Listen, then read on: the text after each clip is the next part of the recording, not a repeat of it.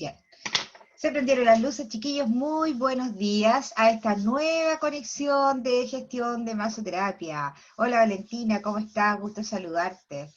Qué bueno que están todos, por lo menos la gran mayoría. Siento importante que WhatsAppen ahí a sus compañeros porque la próxima semana, el próximo martes, tenemos evaluación precisamente de lo que vamos a ver hoy día.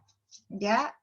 Yo les dije en un principio que esto iba a ser bastante dinámico y que va a ser así como bien movido. Ya estamos terminando con una nueva unidad. Así es que es importante, ¿cierto?, que le avisen a los compañeros para que no queden retrasados. Nunca es lo mismo, ¿cierto?, estar en vivo que estar escuchando una grabación, indudablemente. Eh, Así es que vamos a ponerle color y vamos a comenzar. Vamos a compartir el PPT del día. Bien, ahí está. Chicos, ¿lo ven? Sí, profe. Ok, perfecto. Bien, comencemos entonces. ¿Qué vimos en la clase pasada? ¿Alguien que me diga? ¿Que se acuerde qué vimos? ¿Qué hicimos?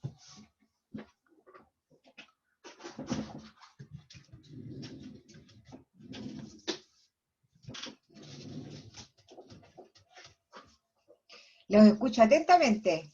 ¿Qué hicimos?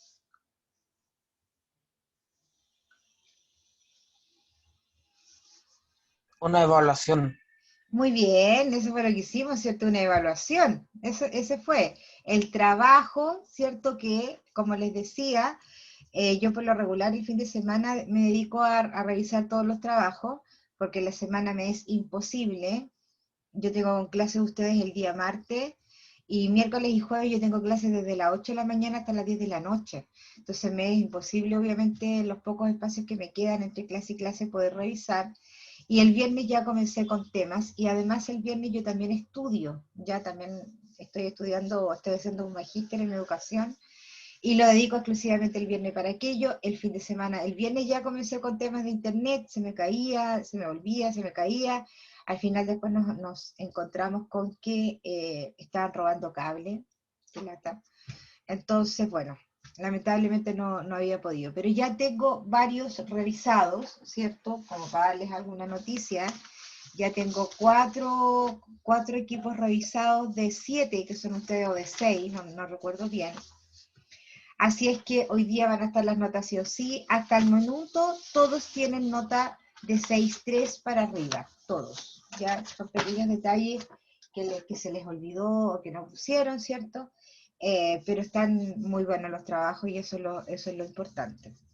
Bien, vamos a ver entonces lo que nos corresponde hoy día, que vamos a la unidad número 5 directamente, que es el proceso del pago de la atención masoterapéutica, ¿cierto? Un proceso importante que uno tiene que saber, porque obviamente si no lo conoce, no lo sabe, finalmente va a estar cobrando o mal cobrando, ¿cierto? Y por otro lado, hay ciertos procesos administrativos que uno tiene que considerar, ¿cierto? En la atención, y que finalmente lo llevan, ¿cierto?, a poder cobrar nuestro servicio. Eso es lo que vamos a ver hoy día en general.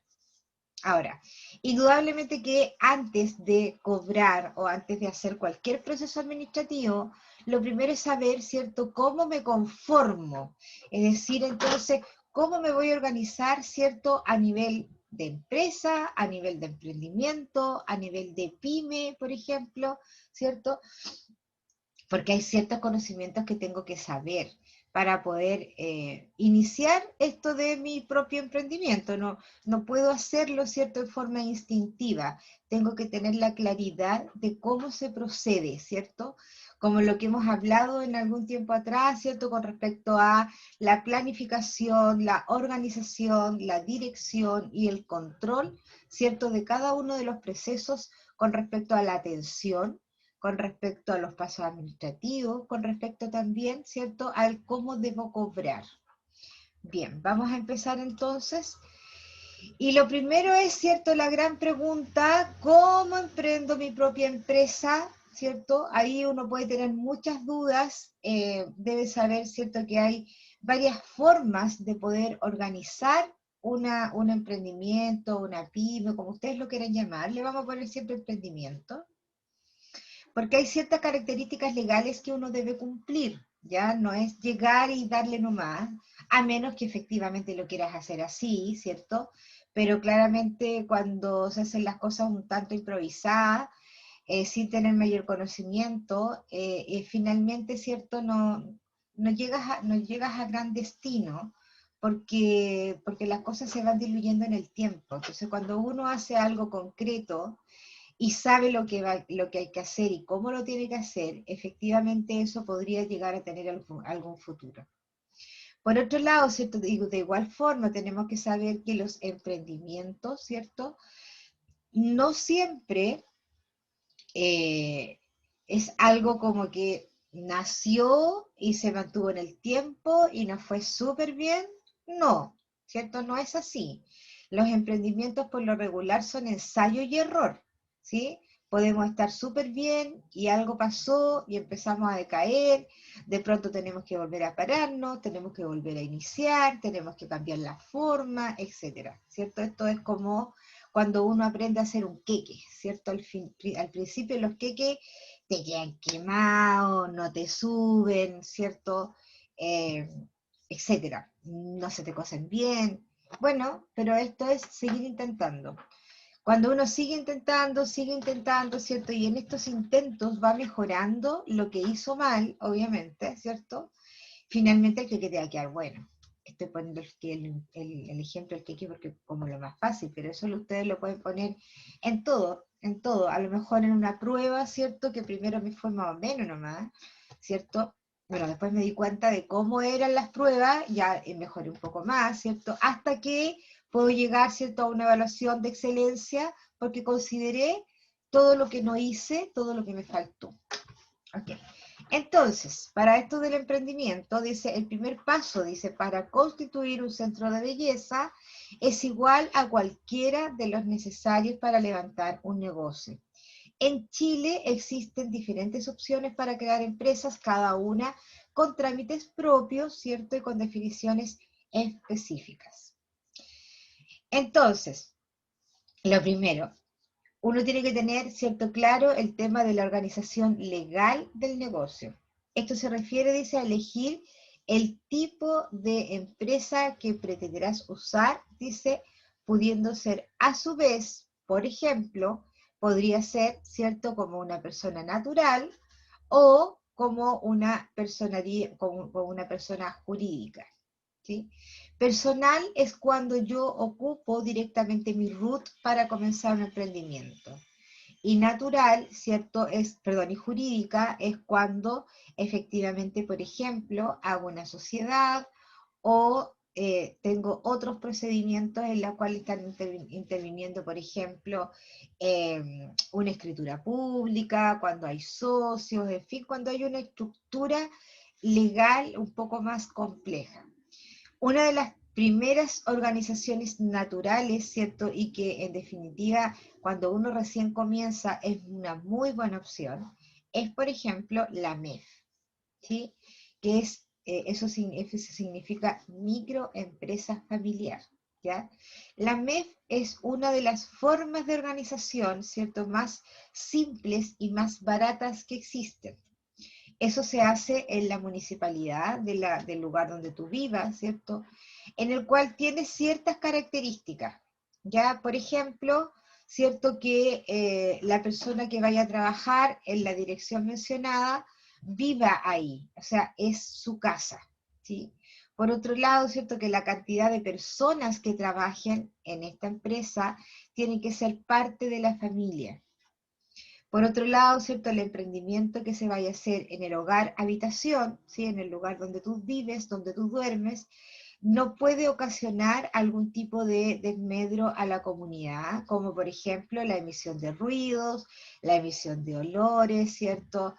O cualquier otra situación en la cual la comunidad, los vecinos, ¿cierto? Puedan ser perjudicados.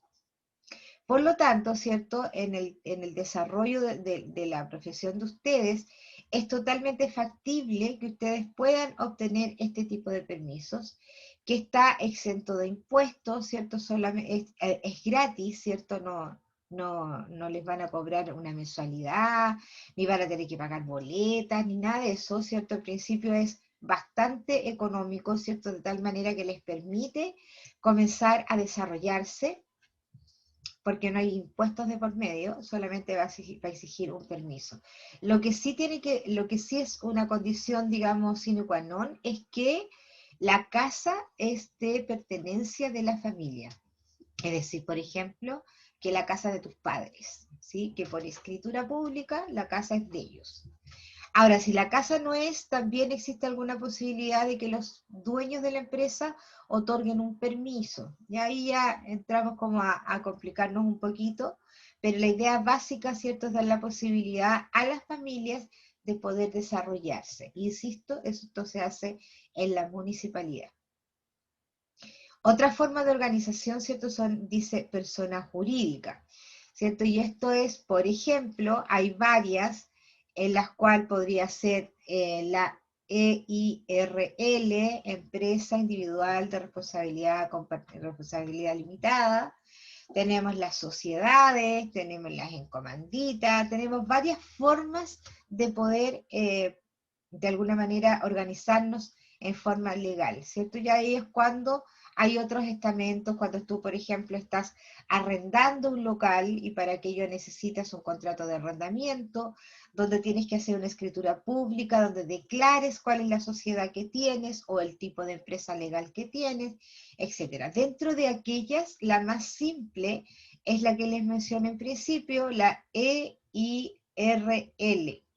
Vayan tomando nota, chiquillos, porque todo esto les va a servir para la evaluación.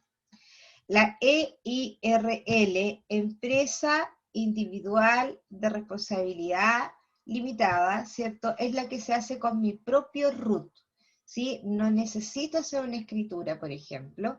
Sin embargo, quedo registrada como una forma de constitución legal de una empresa en la cual yo mismo soy el responsable, ¿sí? Con mi propio RUT. Ahora, ¿cuál es la diferencia entre esta que le estoy mencionando y las otras, que pueden ser las sociedades, ¿cierto? Las sociedades limitadas, las sociedades en comandita, qué sé yo, todas las otras formas. La diferencia está en que al momento de tú hacer esta empresa, ¿cierto? Con tu propio RUT, se deja aparte o queda diferenciado de lo que son eh, tus propias cosas legales compradas por ti. Me explico. Por ejemplo, la casa o el auto o cualquier propiedad que tú pudieras tener, ¿cierto? No está inserta en tu negocio.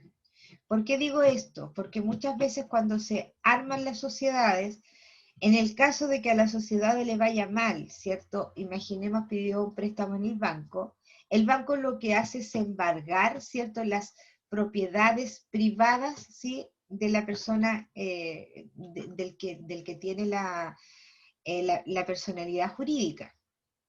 En este caso no. En este caso, todas las cosas que la persona pudo haber comprado antes de haber hecho la sociedad, queda independiente, es decir, no lo pueden tocar y es inembargable. ¿Ya?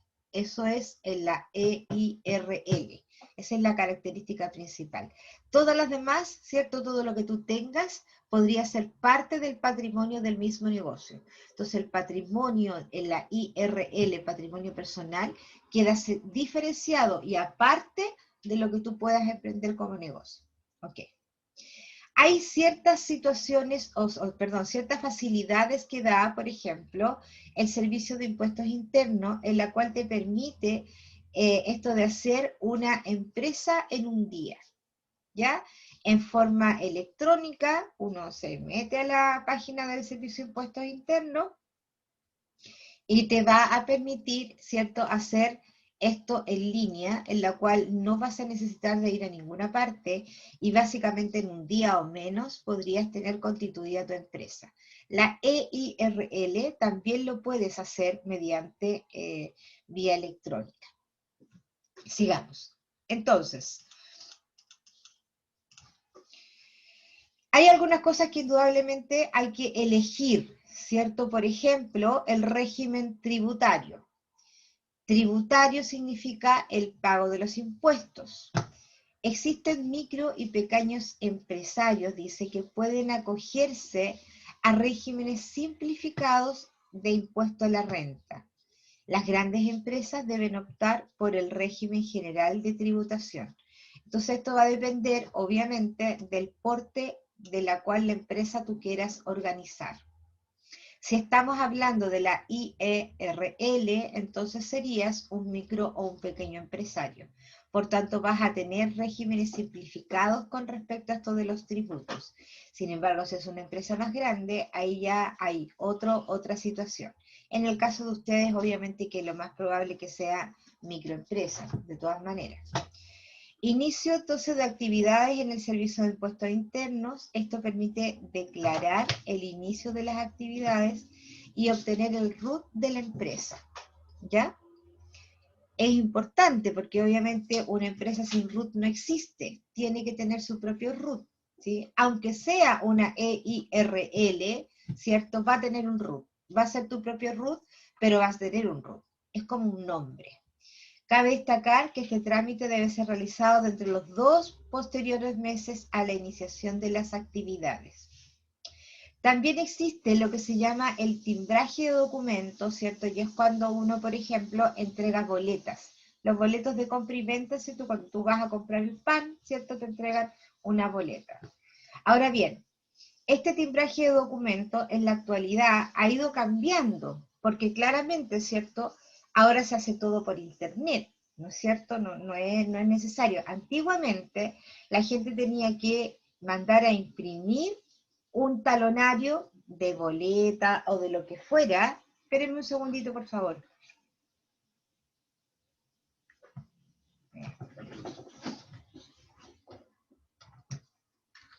Ya, ahí sí, había mucha bulla. Entonces la gente tenía que mandar a imprimir un talonario y ese talonario lo tenía que llevar a Servicio de Impuestos Internos para que se lo timbraran. Era como un timbre de agua, ¿cierto? Y con eso estaba autorizado a cobrar por un servicio y dar esta boleta, por la cual luego se pagan los impuestos. Actualmente no, actualmente ustedes, la gran mayoría, todavía hay gente que lo utiliza, pero en estos tiempos de pandemia ya casi como que no se está viendo porque está todo a media máquina. Hay unas maquinitas, ¿cierto? Que ustedes las conocen, esta de Transbank, ¿cierto? En la cual no pasa la tarjeta. Bueno, el voucher que te da esa máquina ahora efectivamente también sirve como respaldo para Servicio de Impuestos Internos. Antiguamente eso no existía, aún teniendo el voucher, de igual forma te hacían una boleta, ¿ya? Por tanto, ahora esto se ha ido un poquito modificando y se ha ido cambiando. Luego tenés que pensar en que debes obtener el permiso de funcionamiento, ¿ya? La ley de rentas indica que toda actividad económica está sujeta a una contribución de patente, ¿cierto? Es decir, entonces, si tú tienes un local en el cual estás funcionando, debes pagar un valor de una patente. Esas patentes se pagan en la municipalidad. Por supuesto, si tienes una MEF, microempresa familiar, esto no lo vas a pagar, ¿cierto? Esto debe pagarse, dice, semestralmente al municipio respectivo. Sin embargo, antes de esto, y dependiendo del giro de la actividad, deberás conseguir distintos permisos de autorizaciones, ¿ya? Hay distintos permisos o patentes comerciales dependiendo, obviamente, del tipo de negocio que tú tienes. Es distinto, por ejemplo, tener un permiso de una botillería que un permiso de un bazar, ¿no es verdad? Porque son de partida tributos distintos. O si es que tuvieras, por ejemplo, una carnicería, ¿cierto? Allá nos estamos metiendo también con la Seremía de Salud, porque ahí hay una serie de revisiones, porque estamos hablando de alimentos. Bueno, misma cosa pasa, ¿cierto?, con los centros de belleza o cualquiera de aquellos.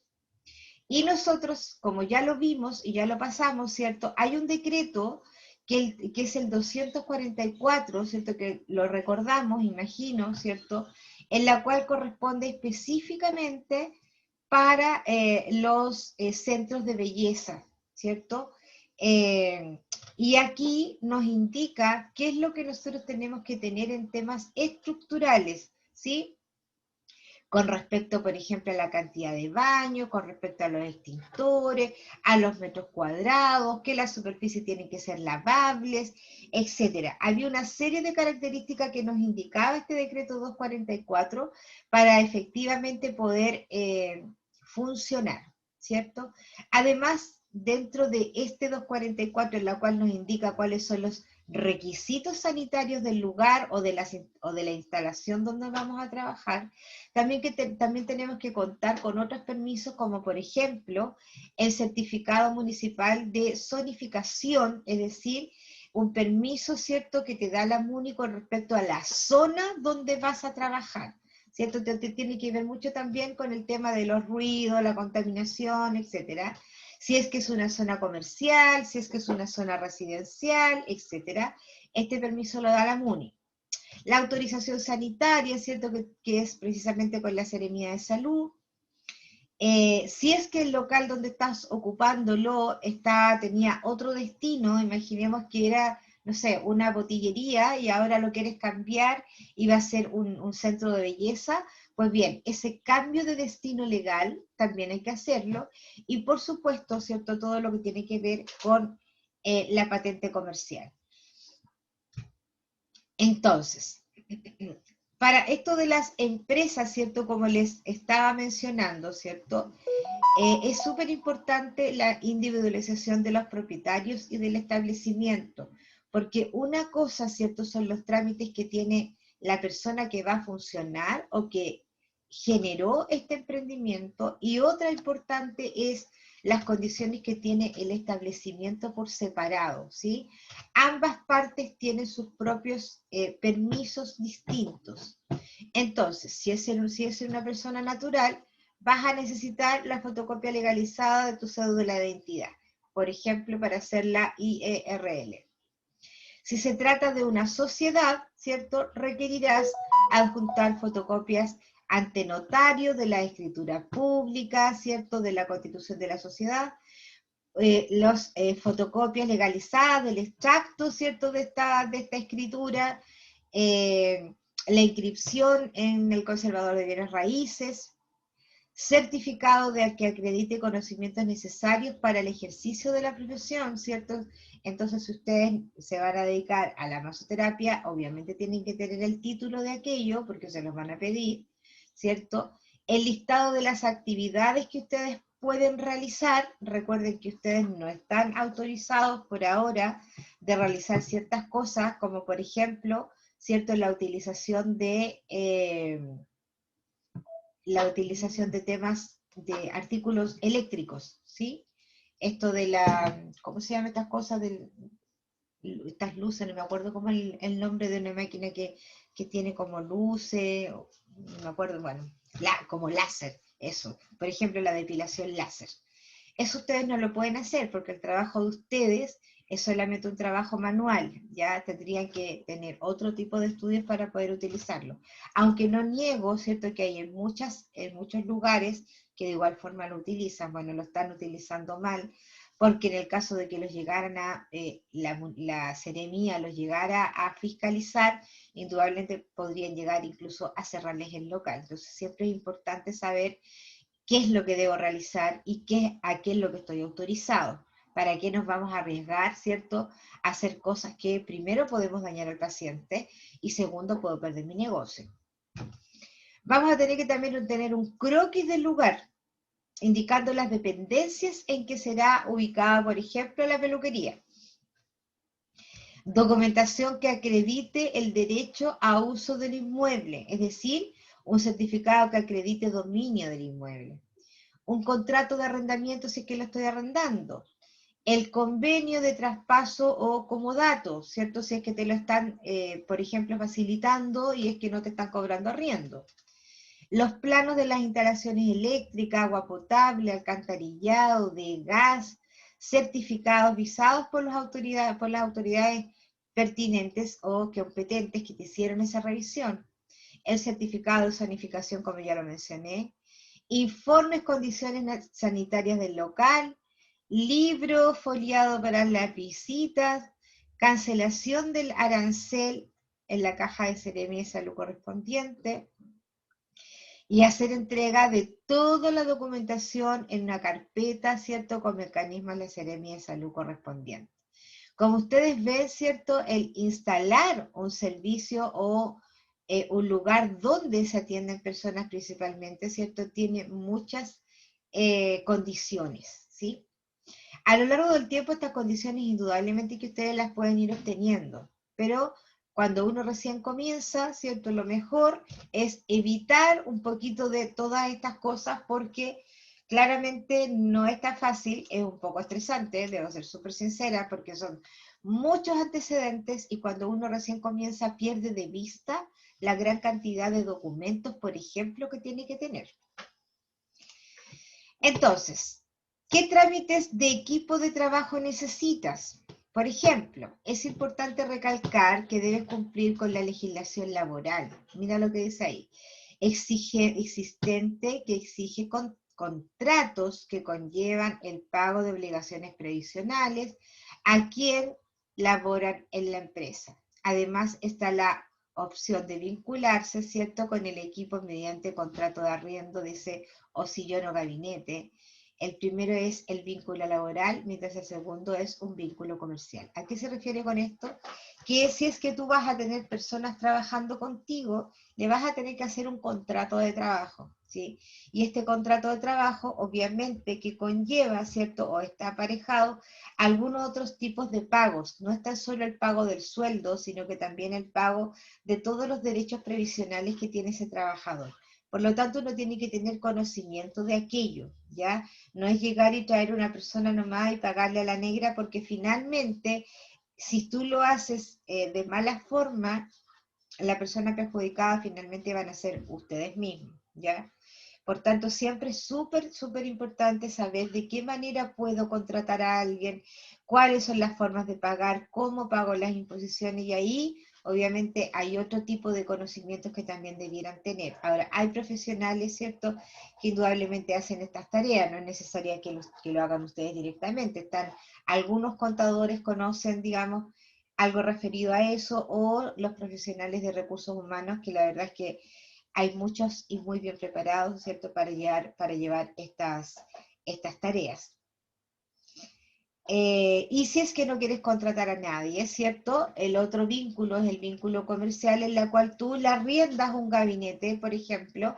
En las peluquerías, por ejemplo, se ve mucho el arriendo de sillón.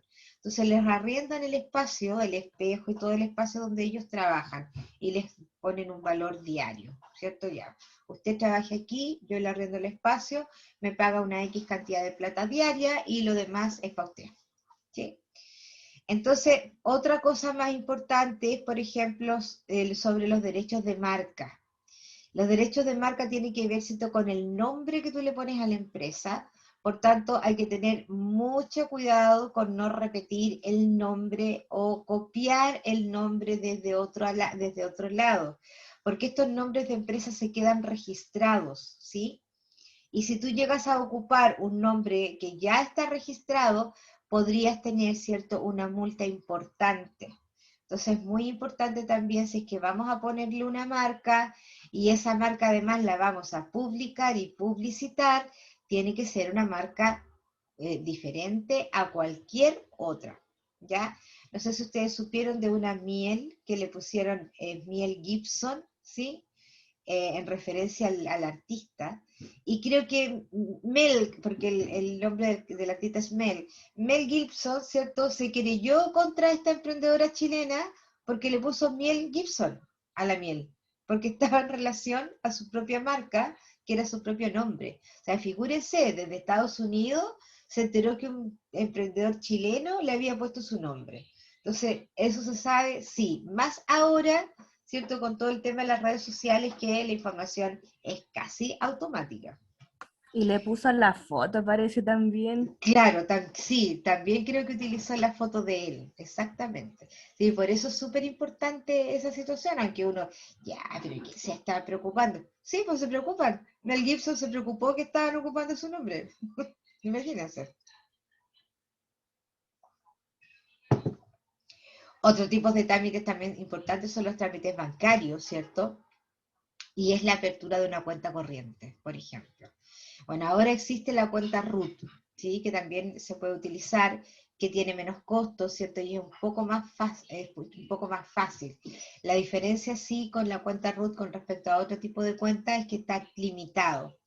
Por ejemplo, si no me equivoco, no se pueden hacer transferencias de más de 200.000 pesos y también tienen ciertos límites con respecto a los depósitos. Entonces, la cuenta RUT es un poco más limitada, aunque mucho más a la mano que todo el mundo. Pero en la medida que esto avanza, ¿cierto? Y en la medida que yo tengo mucha esperanza de que a ustedes a todos les vaya muy bien, pueden abrir una cuenta corriente. Hay cuentas corrientes que también son un poco limitadas, pero que de todas maneras tienen mucha más apertura que lo que puede tener una cuenta RUT. ¿Ya? Entonces eso es importante poder revisarlo. Bien. El proceso administrativo asociado al pago de la atención de masoterapia. Este proceso administrativo, tomen nota de aquello, por favor, ¿cierto? Importante para la evaluación.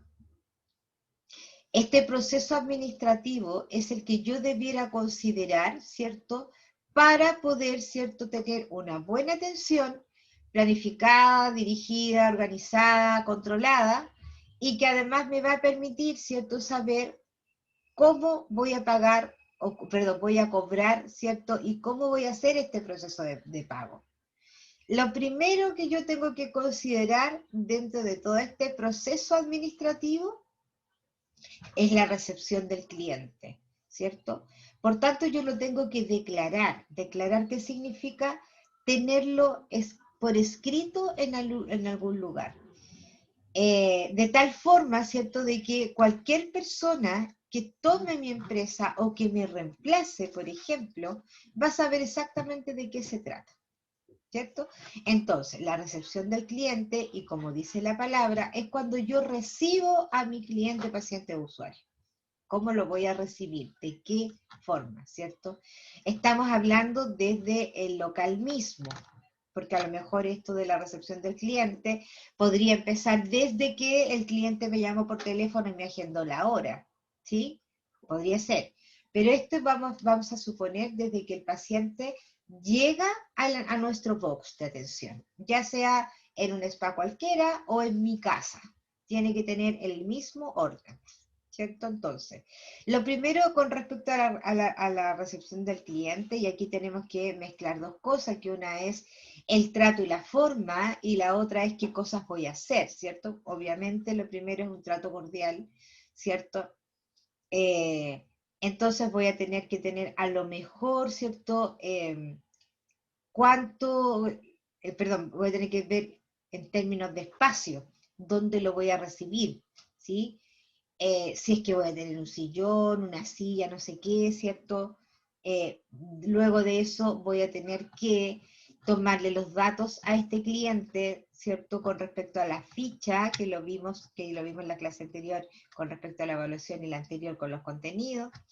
Voy a llenar la ficha de este paciente, y este paciente indudablemente tengo que tener, en esa ficha, pero tengo que tener todos los antecedentes, el nombre completo primero, ¿cierto? El RUT, todos los datos que la ficha contiene, el sexo, los antecedentes de salud que tienen que estar también muy completos. Y en estos antecedentes de salud yo le voy a preguntar si es que toma remedios, si es que tiene alergia, si es que tiene algún tipo de dolencia, a lo mejor también le voy a tomar la temperatura, más ahora con el tema de la pandemia. Entonces los antecedentes de salud pueden ser muchos antecedentes de salud. Si es que fuma, si no fuma, etcétera, ¿cierto? Una vez, cierto, que yo ya tengo este procedimiento hecho de cómo voy a atender a mi cliente, ¿cierto? Lo segundo es la valoración. Y la valoración, indudablemente, que tiene que ver con la lista de precios, ¿sí? ¿Qué valor le voy a poner a cada cosa? ¿Dónde lo voy a publicar? ¿Cómo lo voy a sociabilizar? ¿De qué manera lo voy a publicitar? ¿Ya? Entonces, en esta valoración, ¿cierto? Yo tengo que tener cuáles son mis procedimientos: masaje linfático, masaje craneal, ¿cierto? ¿cómo se llama?, de relajación, reductivo, todos los servicios que voy a dar, ¿cierto? Y qué precios van a tener, ¿cierto? Ahí tengo que tener una lista de precios. Luego que tengo que tener un diagnóstico, es decir, entonces tengo que saber a qué va el cliente y diagnosticarlo con respecto a su propio tratamiento. No es que yo le vaya a hacer un diagnóstico de sus enfermedades, sino que, por ejemplo, si es que yo recibí una persona, ¿cierto?, con exceso de peso, ¿sí? Por tanto, tengo que pesarlo, ¿sí? Porque obviamente, ¿cierto? No puedo saber cuánto está pesando. Si la persona viene por un tratamiento reductivo, tengo que tomarle medidas, ¿sí? Es decir, entonces, cada uno de los tratamientos que yo voy a tener, cómo, de qué tal forma voy a dar un diagnóstico inicial o un punto de partida para poder hacer este tipo de tratamientos o servicios que ustedes van a realizar. Eso también, ¿cierto? Lo tengo que tener en consideración. Tengo que pesar, tengo que medir, tengo que, no sé, tomar la estatura, ¿cierto? Tengo que, por ejemplo, hacer una revisión, ¿cierto? De las costumbres que tenga esta persona, ¿sí? Tengo que también saber, por ejemplo, qué le puedo sugerir, ¿cierto? Ahora, indudablemente que remedios no podemos, pero sí a lo mejor quizás alguna terapia, ¿cierto? Una terapia de Bach, por ejemplo, quizás algunas infusiones, algunas conductas distintas de vida, hacer deporte, tomar cursos de yoga, de Reiki, eh, en fin, todo lo que pueda yo, de alguna manera, ¿cierto?, poder influir en este paciente naturalmente para poder, de alguna manera, también ayudar con su dolencia. Luego tengo directamente la prestación del servicio, ¿cierto? Ok, el masaje de relajación. ¿Cuánto es lo que yo voy a hacer en la prestación de servicio? ¿Cuántos minutos va a durar, por ejemplo, ¿cierto? ¿Qué elementos o insumos e instrumentales voy a ocupar? ¿Cierto? ¿Qué voy a ocupar? Aceite, algodón, guante, toalla, sabanilla, todos los elementos que voy a ocupar para este servicio, ¿cierto? ¿Qué cantidad voy a ocupar para el servicio? También es importante en eso, ¿cierto? Si voy a ocupar una o dos toallas, si voy a ocupar 100 ml o 200 ml, ¿sí? Es decir, entonces, todo lo que tiene que ver con la prestación de servicio, qué tipo de masaje es, por ejemplo, de servicio, para qué sirve, cuál es su función y cuáles son los instrumentos, insumos e instrumentales que voy a ocupar. Luego tenemos las recomendaciones, ¿cierto? Que también está un poquito derivada del diagnóstico, las recomendaciones o sugerencias que yo puedo dar, por ejemplo, para que este tipo de servicios que tengan una mayor utilidad. Necesito que también en paralelo, por ejemplo, vea un nutricionista o vea un kinesiólogo o vaya directamente y véase con un neurólogo, porque las cefaleas, por ejemplo, crónicas, ¿cierto? Por mucho que uno pueda hacer un masaje craneal, no siempre dan soluciones y tiene que ver con un tema neurológico, ¿cierto? Y no precisamente de tan solo la cabeza, ¿ya? Entonces, ¿qué tipos de recomendaciones voy a dar en relación al servicio que estoy prestando y a la necesidad que tiene el paciente? Luego llegamos a la facturación, ¿cierto? Y la facturación es cómo voy a cobrar, de qué forma voy a cobrar, ¿sí? Y ahí tengo que ver, ¿cierto?, que voy a cobrar con boleta de honorario, por ejemplo, o simplemente con una boleta de servicio, etcétera. Ahí va a depender de qué es lo que yo quiero hacer o cómo lo voy a hacer. Indudablemente que ahí hay distintas cosas, ¿cierto? Si es que voy a cobrar con una boleta de honorario, pues entonces voy a tener que pagar el 10% de ese servicio como impuesto. Si es que voy a tener una boleta normal y corriente, voy a tener que pagar el 1.19% del IVA, por ejemplo, si es que estoy en un spa, ¿sí? Entonces ahí va a depender, ¿cierto?, de cuál es la decisión, de cuál es el tipo de negocio que yo voy a hacer. Por supuesto que si que voy, por ejemplo, a atenciones domiciliarias, lo más probable es que tenga que ocupar una boleta de honorario, ¿cierto? Indudable. Y por último tengo el seguimiento, ¿cierto? Que esto es un poquito el control que tengo con respecto a mi cliente, ¿cierto? De estar a lo mejor después de hacer la terapia, ¿cierto? Tener como procedimiento hacer un llamado post-servicio, ¿cierto? Si es que el paciente le dijo, mire, esta otra semana tengo que ir al kinesiólogo, ok, luego de esa visita tú lo puedes llamar y le puedes preguntar al paciente si es que efectivamente fue al kinesiólogo, qué le dijo, ¿cierto? En el fondo también, esto también tiene que ver un poco con el trato, de estar involucrado, ¿cierto? Con lo que el paciente requiere. ¿Preguntas con respecto a esto, chiquillos? ¿Anotaron? ¿Les quedó todo claro? Porque de esto, básicamente, entre otras cosas, se va a tratar la evaluación de la próxima semana. Es importante que esta parte les haya quedado clara. ¿Dudas con respecto a esta parte? No, profe. ¿No? Ok, imagino que todo el mundo tomó nota. Estamos. Sigamos. Vamos a ver entonces en esta ficha el tema del cálculo del valor de la consulta. ¿Dónde está esto? ¿Dónde insertamos esto? Acá, pues, en la valoración. ¿Sí?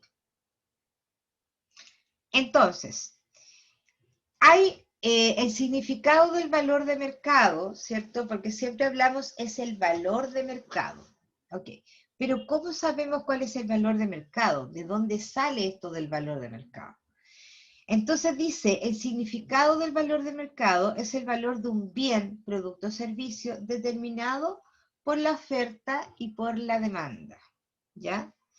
En un momento determinado, claro está.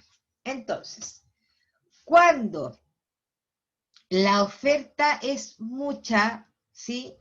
La demanda va a ser poca, ¿sí?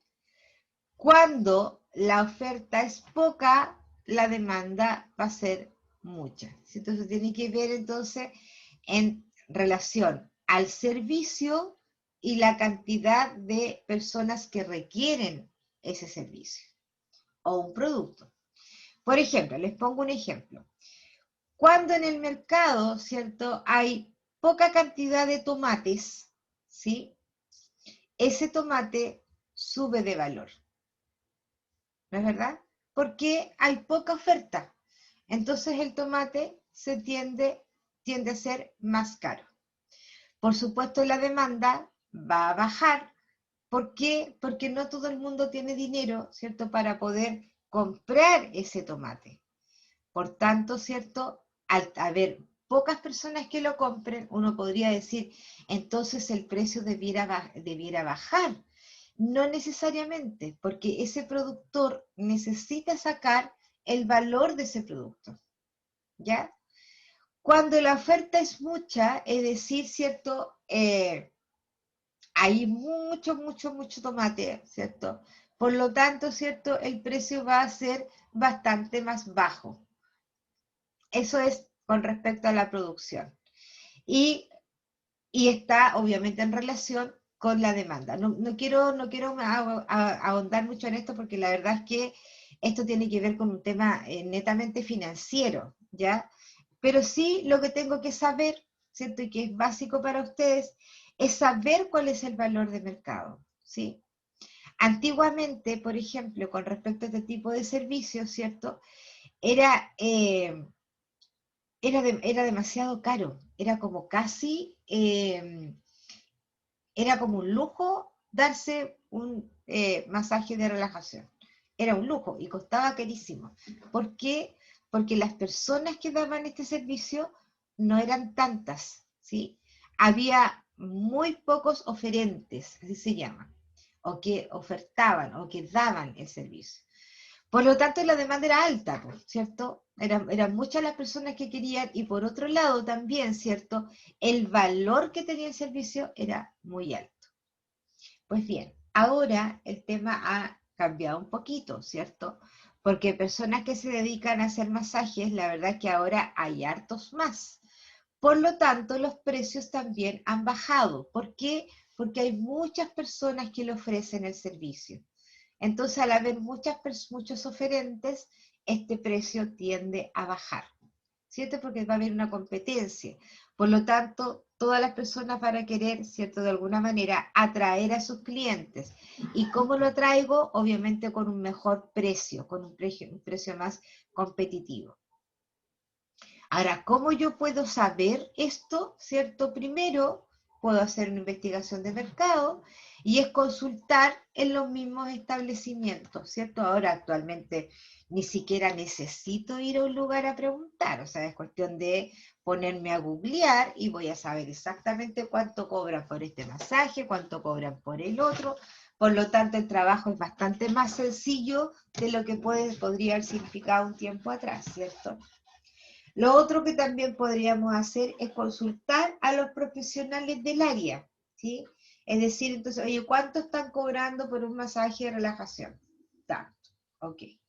Con ese precio de mercado, entonces yo voy a poder tener una referencia, ¿cierto?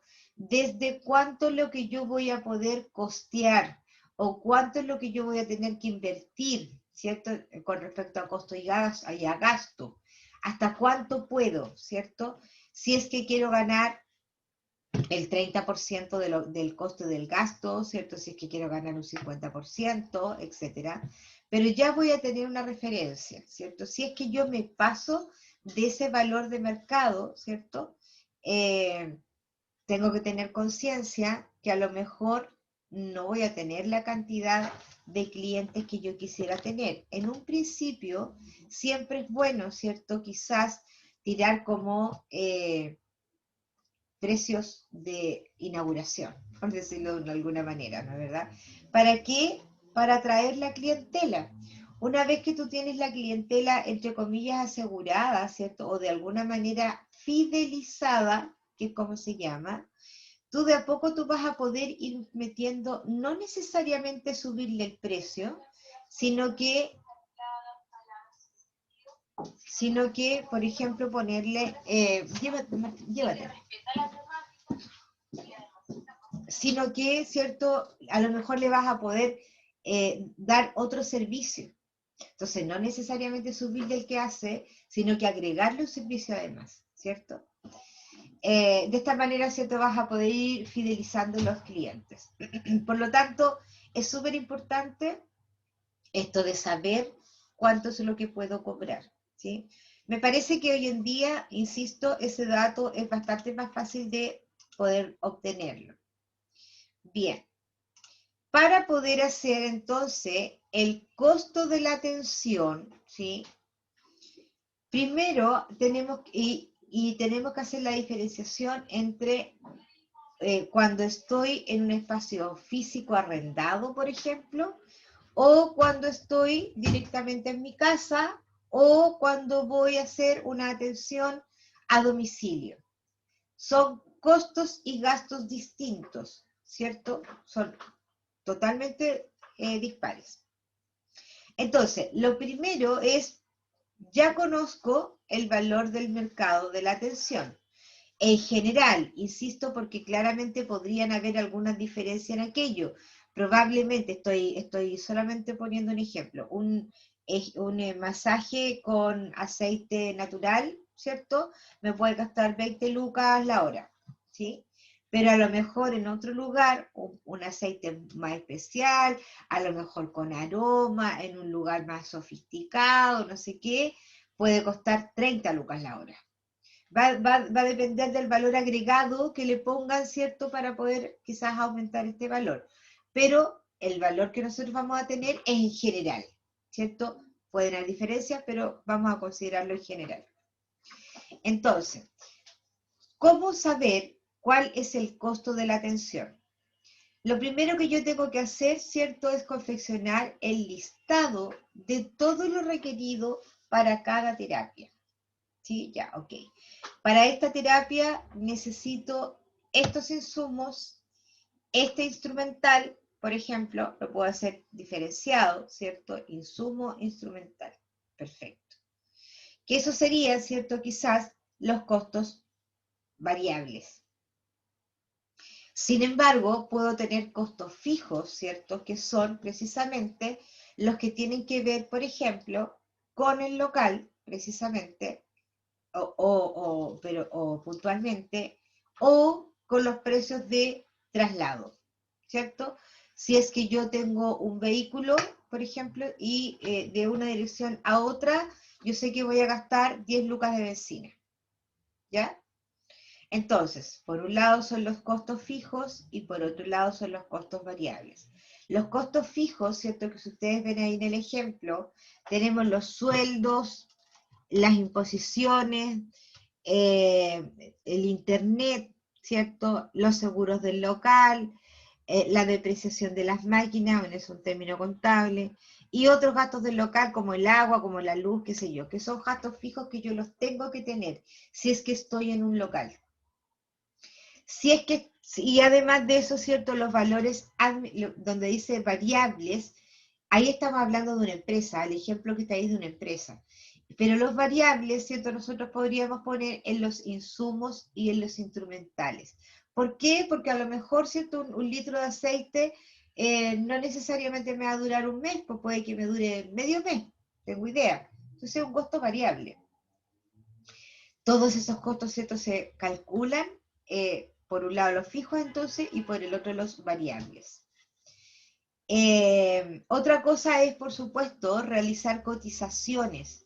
Recuerden, bueno, eso nosotros ya lo hicimos, ¿cierto? Porque las cotizaciones son las que nos permiten tener en muchas ocasiones un mejor precio, ¿cierto? Precio que, en definitiva, ¿cierto? Lo que vamos a hacer es lograr también darle un mejor precio a nuestro cliente, ¿cierto? Si es que yo cotizo y logro comprar un aceite de calidad a un buen precio, eso significa entonces que voy a poder hacer un masaje de buena calidad con un buen producto y a lo mejor no tan caro, ¿sí? Luego tengo que análisis y observación de los precios, ¿cierto? Con respecto a lo que le estaba mencionando, ¿cierto?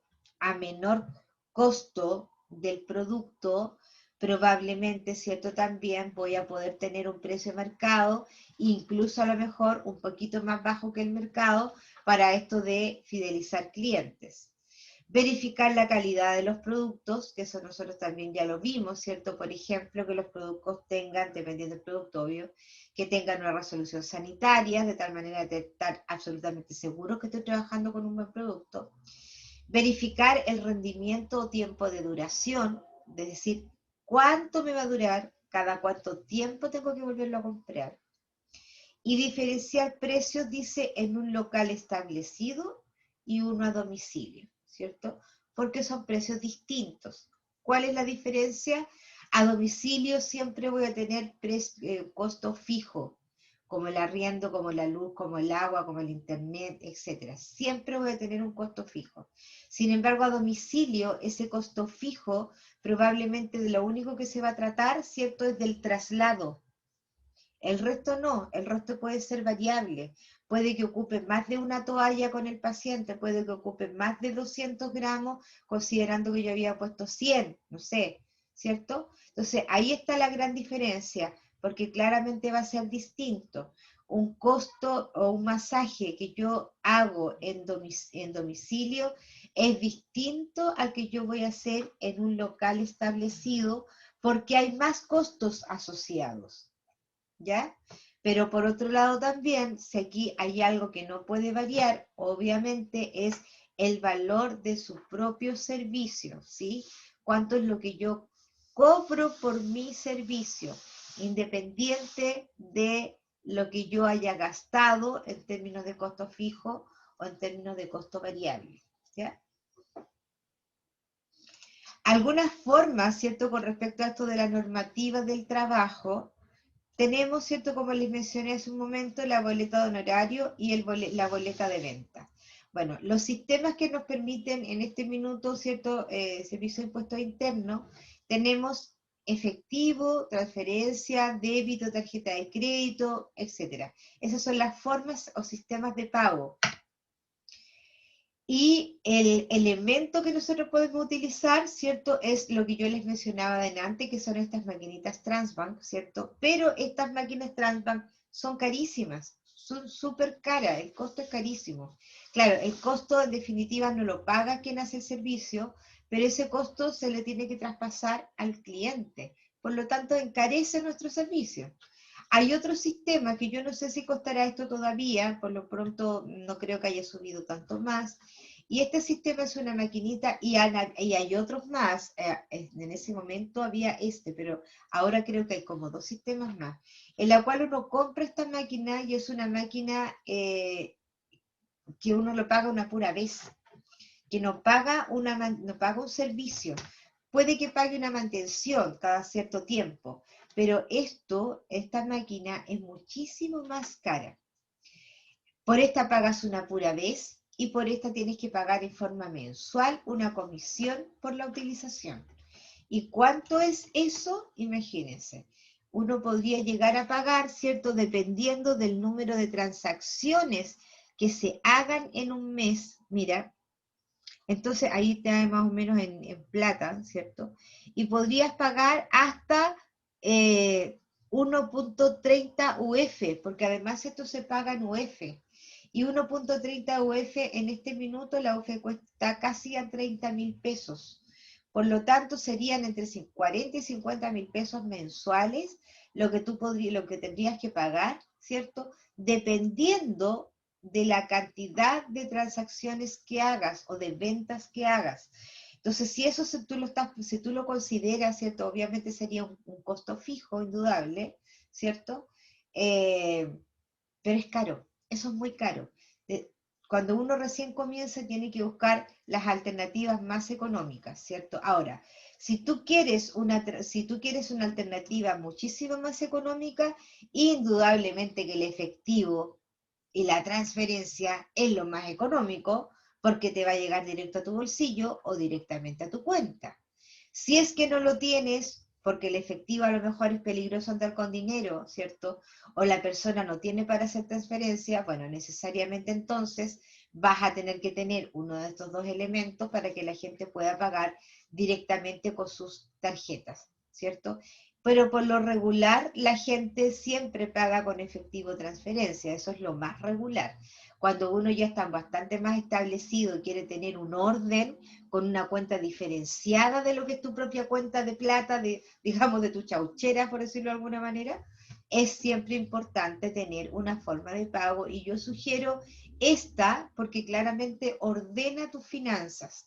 Si tú metes todo tu dinero en una pura bolsa, te vas a desordenar y no vas a hacer la diferencia de lo que efectivamente ganaste, del dinero que tienes que resguardar para poder invertir nuevamente, etc. Entonces siempre es importante tenerlo diferenciado. Eso es algo bien relevante en verdad.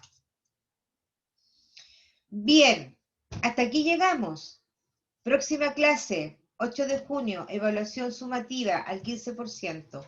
Trabajo escrito en clase en equipo de trabajo con los contenidos vistos hoy. 1 de mayo le puse, 1 de junio. Es 1 de junio. Vamos a cambiar esto. 1 de junio. Bien, preguntas, chiquillos. ¿Alguien tiene alguna pregunta que hacer? ¿Algo que no le haya quedado claro?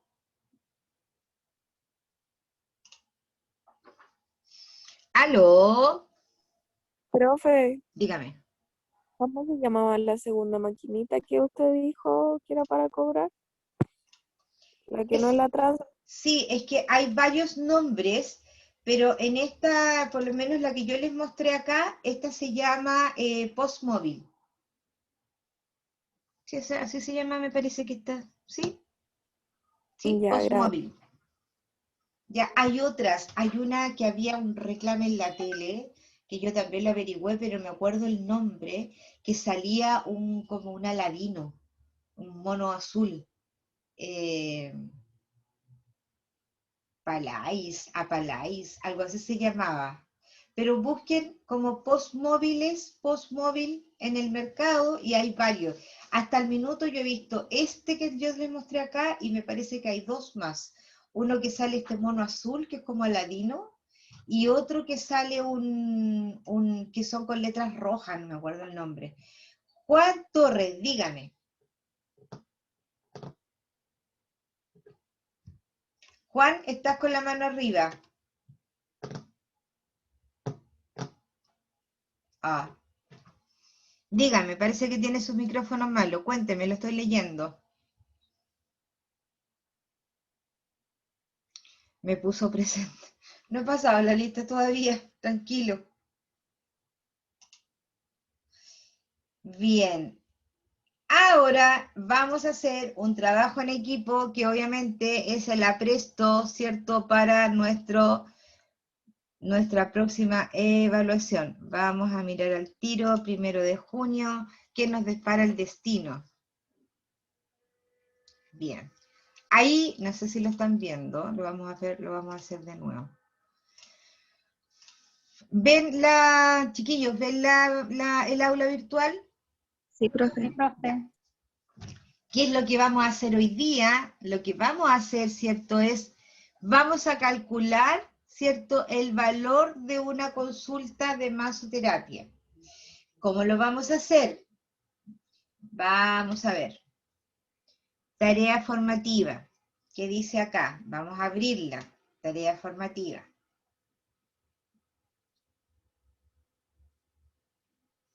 Entonces, esta es la tarea formativa que vamos a ver. ¿Lo vieron donde lo encontré? ¿Cierto? ¿La están mirando o no? Sí, profe. ¿Qué dice tarea formativa, ejercicio de costo de una atención? Sí, profe. Ya, ok. Esto es lo que vamos a tener que resolver hoy día. Y dice, usted decide trabajar realizando solamente masajes de relajación de 30 minutos a domicilio. ¿Ya? Eso es lo que va a hacer, 30 minutos. Cada vez que tiene que ir a realizar cierto masaje, viaja en metro de ida y vuelta gastando 1.500 pesos en total. ¿Ya? Por cada masaje realizado ocupa medio frasco de gel, un cuarto de botella de aceite, una sabanilla desechable y una toalla desechable. Si el frasco de gel cuesta 3.000 pesos, la botella de aceite cuesta 2.000, una sabanilla cuesta 1.000 y una toalla que ocupa también cuesta 1.000, ¿cierto? Cada una vale eso. Y su hora de trabajo por 60 minutos en verdad cuesta 10.000, entonces, primero, calcule cuál es el costo total de cada masaje. ¿Sí? Y la segunda pregunta es, si el valor regular de su trabajo tiene un valor de 10.000 pesos por un masaje de 1 hora, calcule entonces cuánto está ganando o perdiendo realizando un masaje por 30 minutos. ¿Ya? Eso es. Lean, revisen, analicen, saquen la cuenta, veamos cómo nos va con esta pega. ¿Preguntas? ¿Vieron de dónde lo saqué, verdad? Me fui a el aula virtual, ¿sí? Estamos en la semana martes 1 de junio, ¿sí? Pinché tarea formativa, dentro de la tarea formativa tengo a donde dice tarea formativa clase 11. Ahí es donde yo encontré la tarea que les mostré. ¿Preguntas? No, profe. ¿No? Ok. Muy importante que realicen esto. Muy importante. ¿Ya? El que realiza esto probablemente en alguna evaluación le va a ir muy bien. Bien, vamos a hacer entonces los equipos de trabajo.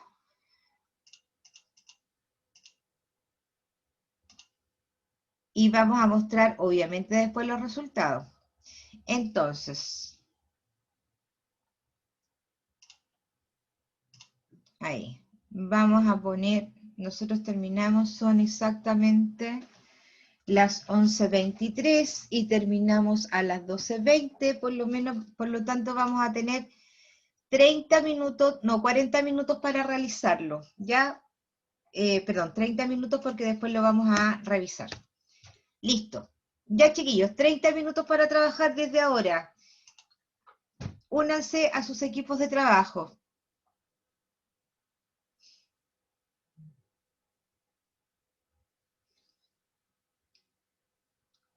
quede grabado, porque esto está grabando, perdón.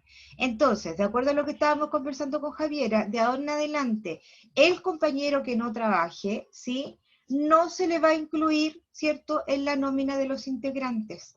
Y esto es una forma de autorregulación, porque Javiera tiene toda la razón, no pueden estar trabajando dos y los otros tres se chupan el dedo o se liman las uñas o lo que sea. Insisto, puede haber alguien que efectivamente no se puede conectar, está trabajando, etcétera, etcétera, etcétera. Puede haber 1000 razones, pero esas otras 1000 razones las va a tener que argumentar después y va a tener que hacer tu trabajo de forma individual.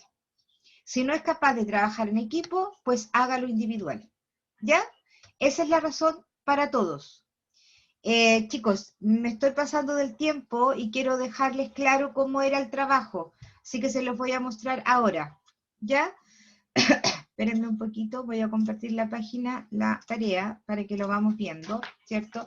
¿Lo están viendo, chiquillos? Sí, profe. Sí, Ya, profe. ok. Vamos a ver entonces. Vamos aquí. Entonces, dice, calcule cuál es el costo del masaje. Pues entonces, lo primero que yo tengo que sacar, ¿cierto? Y un poco es diferenciar.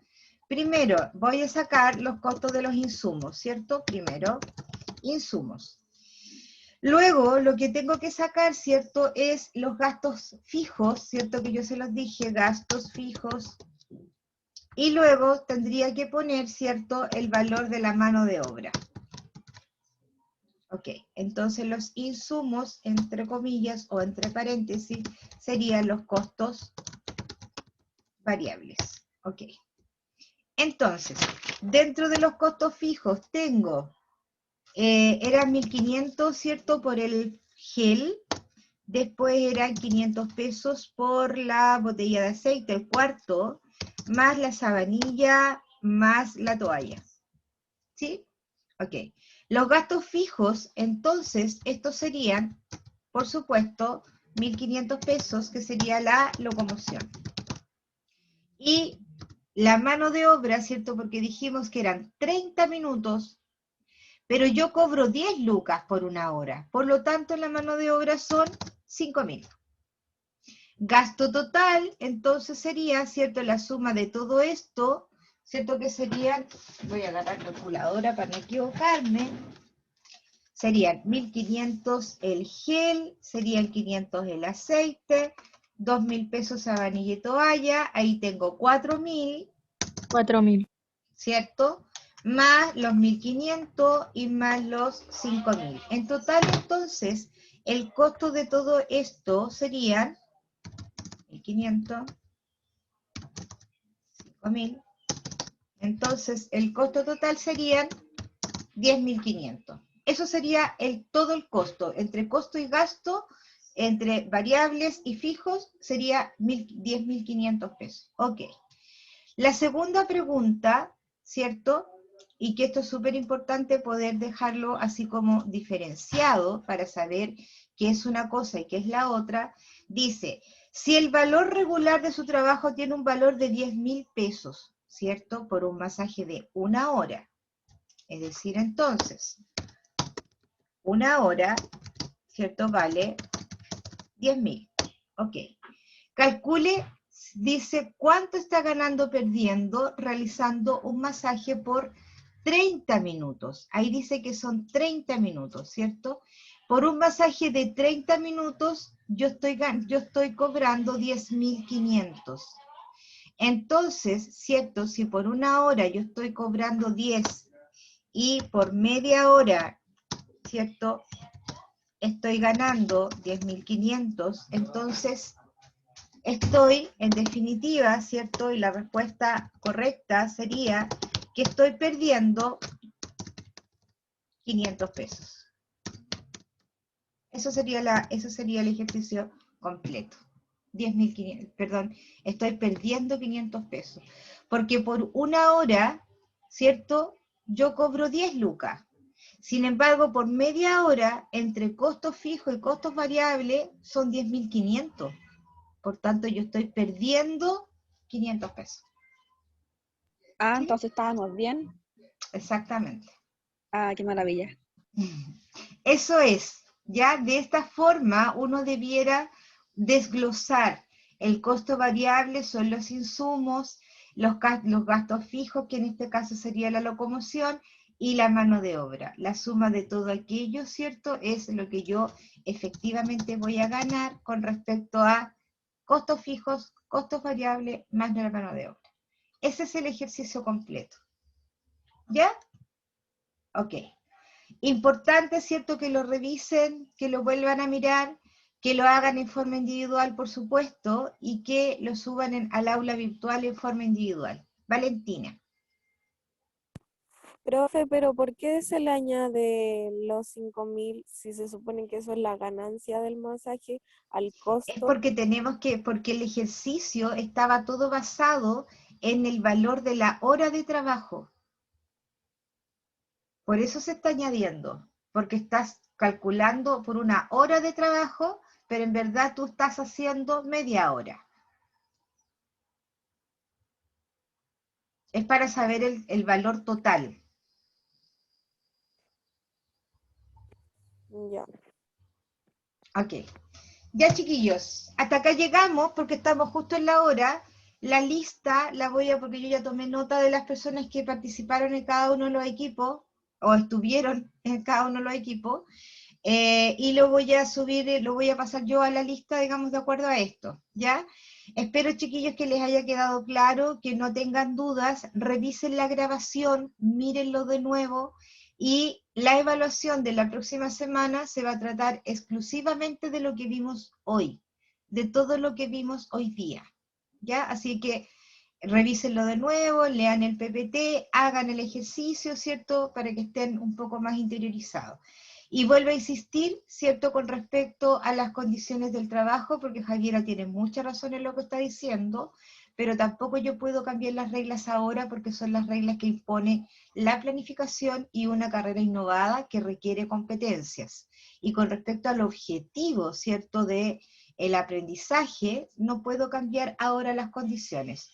Lo único que les puedo indicar que quien quiera hacer el trabajo individual, no hay problema en que lo haga. Y la persona que no participe, ¿cierto?, del equipo que le corresponda, son ustedes mismos los responsables de autorregularse. Por tanto, el que no trabaja no se le incluye en la nómina de integrantes y después verá, ¿cierto?, cómo lo va a hacer. Y esto quiero que lo tomen con altura de miras, como profesionales que se supone que van a hacer en algún minuto, y no se trata de que estén de acusete. Aquí cada uno se tiene que autorregular. Si no quiero trabajar, no me gusta el equipo, no me da la gana o lo que sea, lo hago solo. O después yo veré y asumiré mis propias consecuencias, pero no puedo, ¿cierto?, aprovecharme del trabajo de los demás. ¿Ya? Y eso se llama conciencia y además responsabilidad. Así que yo espero, ¿cierto?, la mejor respuesta de ustedes con respecto a esto. ¿Ya? Bien, chiquillos, un gusto haber estado con ustedes. Nos vemos el próximo martes y espero que estemos súper preparados para la evaluación, que no les va a costar, indudablemente que es un trabajo más bien entretenido. Así que cuídense mucho y que tengan una buena semana. Chao, Chao, profe, que profe. esté bien. Chao, profe, gracias. Chao. Insisto, lo que me están Gracias. preguntando, la lista la voy a pasar de acuerdo a lo que estaban integrando los equipos. Ya, así que despreocúpense, van a quedar presentes los que estaban en la conexión. Un gusto, cuídense.